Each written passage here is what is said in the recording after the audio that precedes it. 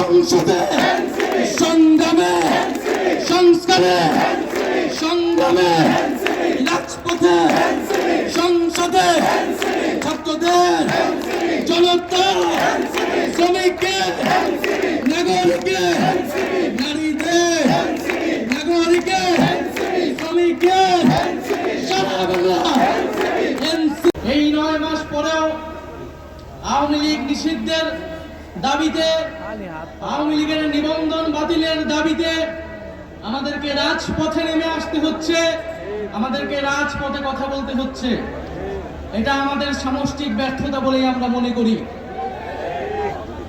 আমরা জুলাই গণঅভ্যুত্থানের প্রেক্ষিতে যে অন্তর্বর্তী সরকার গঠনে অংশ নিয়েছিলাম, সেই সরকারের কাছে আমাদের অন্যতম দাবি ছিল, জাতির কাছে আমাদের অন্যতম প্রতিশ্রুতি ছিল, জুলাই গণঅভ্যুত্থান সহ যে বিগত 16 বছরে যে ফ্যাসিজম স্বৈরাচার তৈরি হয়েছিল বাংলাদেশে, তার বিচার নিশ্চিত করা।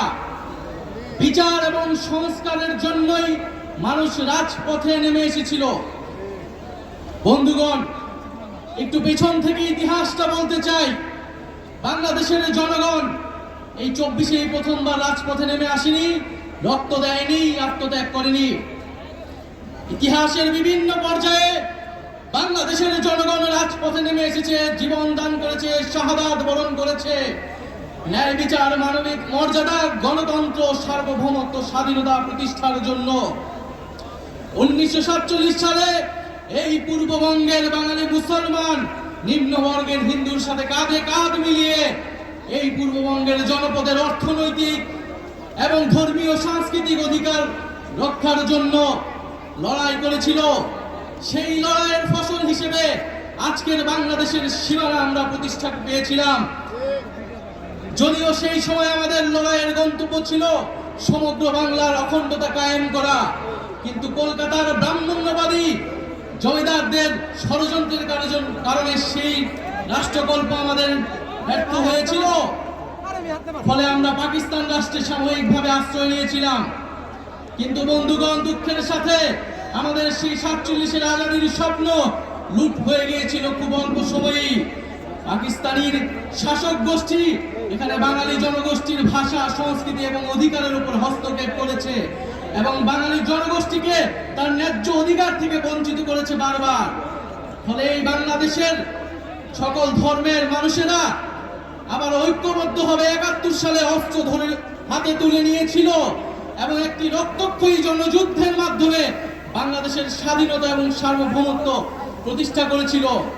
কিন্তু আবারও দুঃখের সাথে 71-এর পরে এই 72 সালে আমার সোনার বাংলার স্বপ্ন এই মুজিববাদীদের হাতে বেহাত হয়ে গিয়েছিল।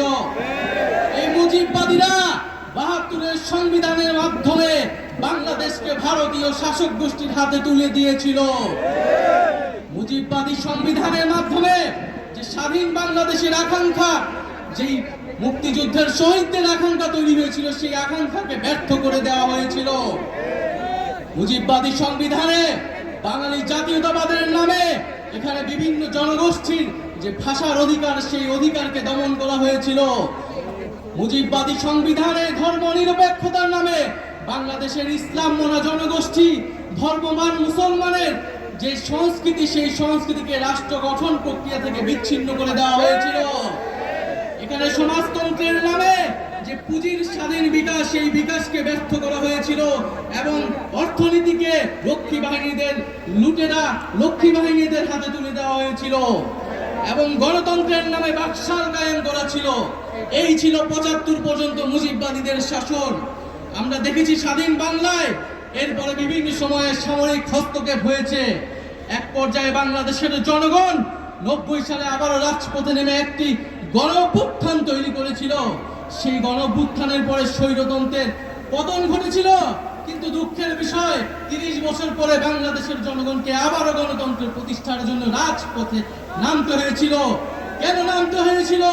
কারণ গণঅভ্যুত্থানে যে রাজনৈতিক দলগুলো যে প্রতিশ্রুতি দিয়ে ক্ষমতায় গিয়েছিল, সেই প্রতিশ্রুতি তারা রক্ষা করেনি। 90-এর গণঅভ্যুত্থানকে যারা গণঅভ্যুত্থানে অংশ নিয়েছিল, তারাই ব্যর্থ প্রমাণ করেছে। ফলে রাজনৈতিক দলগুলোর সেই নেতৃত্ব বাংলাদেশের জনগণ মেনে নেয়নি, বিগত 16 বছরও রাজনৈতিক দলগুলোর, ফ্যাসিবাদ বিরোধী দলগুলোর নেতৃত্বে জনগণ রাজপথে নেমে আসেনি। বাংলাদেশের জনগণ ফ্যাসিবাদ থেকে মুক্তি পাওয়ার জন্য রাজপথে নেমে এসেছিল ছাত্র জনতার নেতৃত্বে। বন্ধুগণ, বিগত 16 বছর গল্প আমরা সবাই জানি। বিগত 16 বছরে আওয়ামী লীগ কিভাবে ফ্যাসিজম কায়েম করেছে, কিভাবে স্বৈরতন্ত্র কায়েম করেছে। তিনটি ভোটকে তারা কুক্ষিগত করে মানুষের ভোটাধিকার করে হরণ করেছিল। পিলখানা হত্যাকাণ্ডের মাধ্যমে বাংলাদেশের সেনাবাহিনীর দেশপ্রেমিক অংশকে তারা পরাস্ত করেছিল এবং বাংলাদেশের সার্বভৌমত্বকে হুমকির মুখে ঠেলে দিয়েছিল।